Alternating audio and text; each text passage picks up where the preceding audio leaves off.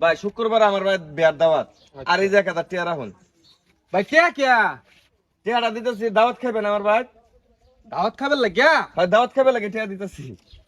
এ ভাই খারুন খারুন শুনুন, কি কে কি যারা যারা কার্ড দিতা শুন, সবারই দিতা শুন। যারা কার্ড দিতেছি সবারই 1000 করে টাকা দিতেছে আমার ভাই দাওয়াত খাবে লাগিয়া।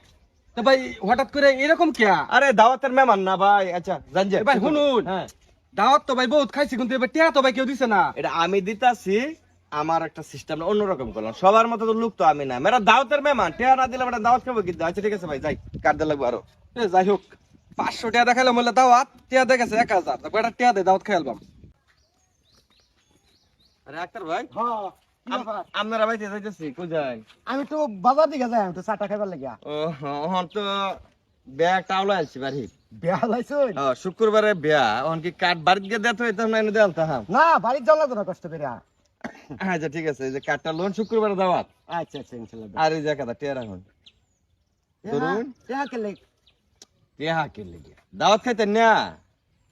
মানে আমি দাওয়াত খাই আমার ভাই, তা আমি আমার টিয়া দিতাছুন? আমি টিয়া দিতেছি, আমার টিয়া দেয় আমার ভাই দাওয়াত খাইবে।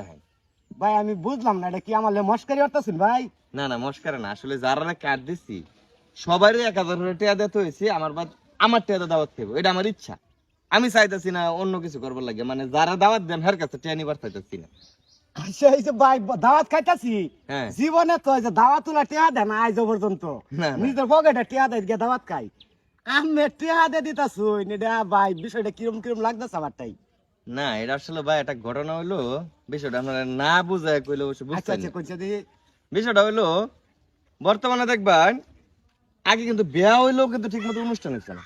এই জিনিসটা খেয়াল করতে হ্যাঁ হ্যাঁ, এটা সত্য। হ্যাঁ, বিয়ার মধ্যে ঠিক মতো অনুষ্ঠান হচ্ছে না। ঠিক আছে। আচ্ছা এখন একটা সময় আছে বিয়ার মধ্যে হইতাছে অনুষ্ঠান, মুসলমানের মধ্যে অনুষ্ঠান হইতেছে, আবার ওই যে পোলাপানের সুন্নতে খাতনাও না, এটার মধ্যেও কিন্তু এই অনুষ্ঠান হইতেছে। তো এই যে অনুষ্ঠানটা হইতাছে, এই অনুষ্ঠানটার কারণ কি? এই অনুষ্ঠানটার কারণ হলো বর্তমান যুগে মানুষের আত্মসম্মান।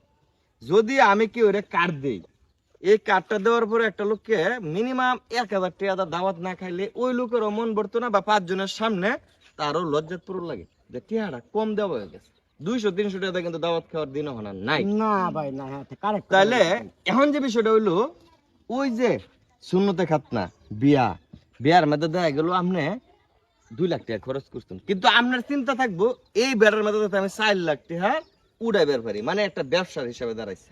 আর এটা হচ্ছে ধনীদের ক্ষেত্রে। আর গরিবদের ক্ষেত্রে হয়েছে, গরিব রেখের দেখবেন আপনি একটা অনুষ্ঠান করলে এলাকার আপনার বাড়ির পাশের লোকটারও দাওয়াত দিত না। যদি এই লোক গরিব, হ্যাঁ বাচ্চা বাচ্চা তার মুখ চিনা 50টা লোকেরা দাওয়াত দিব, যেই লোকগুলা টাকাওয়ালা এবং যারা একটু বেশি করে টাকা দিতে পারবো, যাতে তার অনুষ্ঠানের খরচটা উঠতে তার একটা লাভ হোক। আবার কিছু লোক বা এটা তো নির্যাতিত কারা? এই যে আপনারা আমি একটা দাওয়াত দিলাম, কারণ আপনি আমার পার্শ্ববর্তী লোক, আবার আমার পার্শ্ববর্তী আবার আপনারা দাওয়াত দিল, দেখা গেল মাসের মধ্যে আপনার 4টা দাওয়াত করে গেল ভাই।